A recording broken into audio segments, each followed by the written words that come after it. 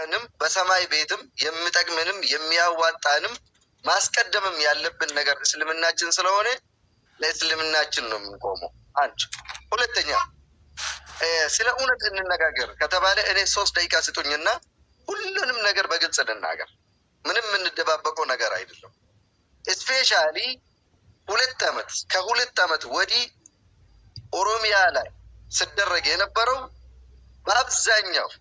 በአብዛኛው ሙስሊሞችን በፖለቲካም ሆነ በኢኮኖሚ የማጥቃት ዘመቻ ነው እየተደረገ የነበረ። በማስረጃ ነው ማውራ። አንደኛ ይሄ ፖለቲካ ነው። ፖለቲካ አናውራ ትላለህ። ስለ መስጊድ አናውራ አላልኩም። ሃይማኖትን ከፖለቲካ ጋር አናገናኝ ነው ያልኩት። አናገናኝ ብለህ አሁን ያልካት ግን ፖለቲካ ነች። እሷ ትንሽ ኮንፊውዝ ታደርጋለች። እሺ ላስተካክለው። ይኸው ሙስሊሞች ላይ ጥቃት ሲደርስ የነበረው በሁለት መንገድ ነው።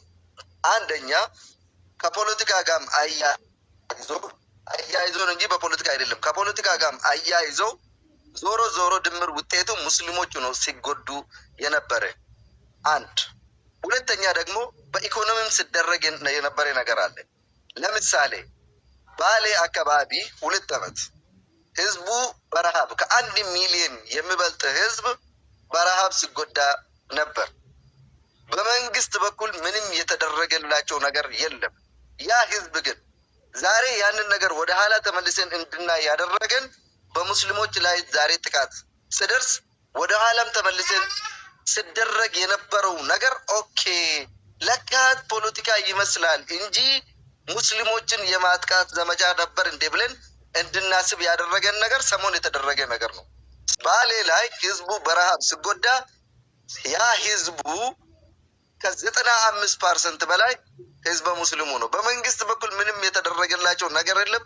የሞተ የተረፈ በህዝብ እርዳታ ነው ሊተርፉት የቻሉት።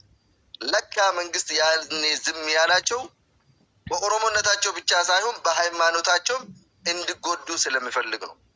ከዛ አካባቢ ላይ እነሱ ሲፈናቀሉ ደግሞ ከክልል 5 የሚመጡትን ለተለያዩ ሰዎች መሬቱን ሊቸበችም ነው። አንድ ሁለተኛ ሀረርጌ አካባቢ ላይ ታውቃላችሁ የሀረርጌ ህዝብ ምን ያህል ፐርሰንት ሙስሊም እንደሆነ። 2 ዓመት የነበረ ከ1 ሚሊዮን ህዝብ በላይ የተራበ ህዝብ ነበር። እንደምንም ሆኖ በህዝብ እርዳታ ከዛ ረሃብ አገገሙት። ከዛ በኋላ እርሻቸው ምናምን ጀምሮ ዝናብም ዘንቦ ጫት ምናምን እዛ አካባቢ ላይ 90% የሚመረተው ጫት ነው። ጫት ማምረት ሲጀምሩ ምንድን ነው ያደረጉት?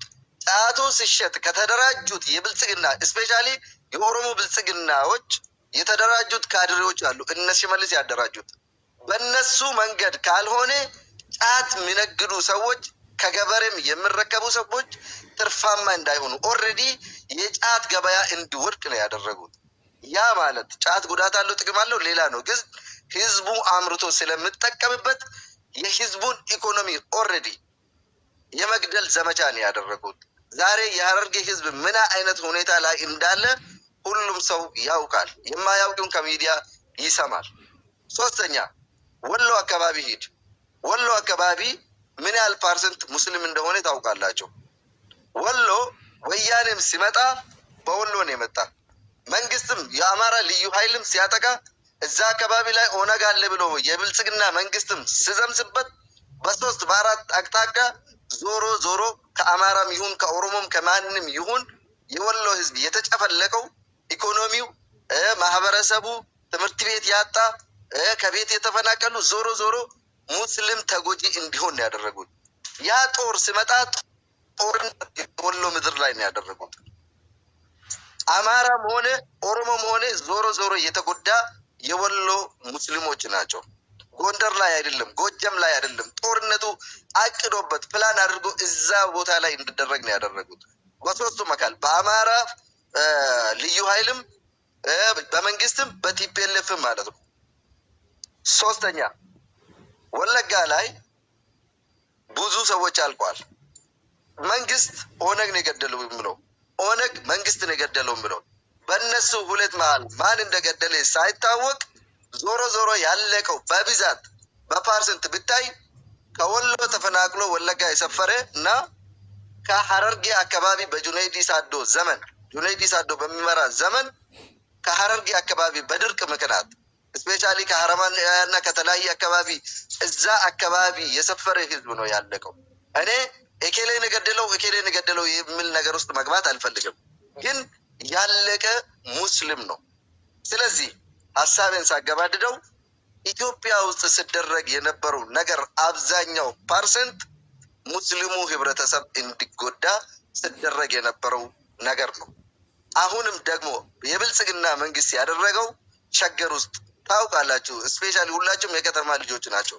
የችርሙጥና ቤት እያለ ቡና ቤት፣ ናይት ክለብ፣ ቁማር ቤት፣ ስንት ነገር የሚደረግበት ነገር ቤት እያለ ሸገር ውስጥ እነሱ ያፈረሱት ደግሞ መስጊድ ነው።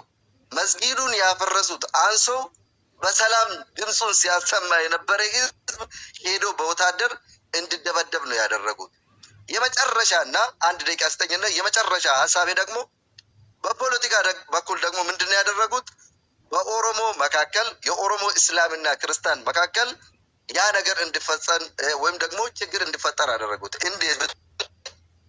የቱለማ ኦሮሞ መሬትና ሌሎች ደግሞ ከሐረርጌ ከአርሲ ከጅማ የመጡ ሙስሊሞች አንዳንድ የመንግስት ካድሬዎች ሶሻል ሚዲያ ላይ ወጥቶ የቱለማ መሬት ለእስልምና ምናምን ለሙስሊሞች ለስልጤና ለአረቦች የሚሆን መሬት አይደለም የሚል ፕሮፓጋንዳ እንዲሰሩ አደረጉት።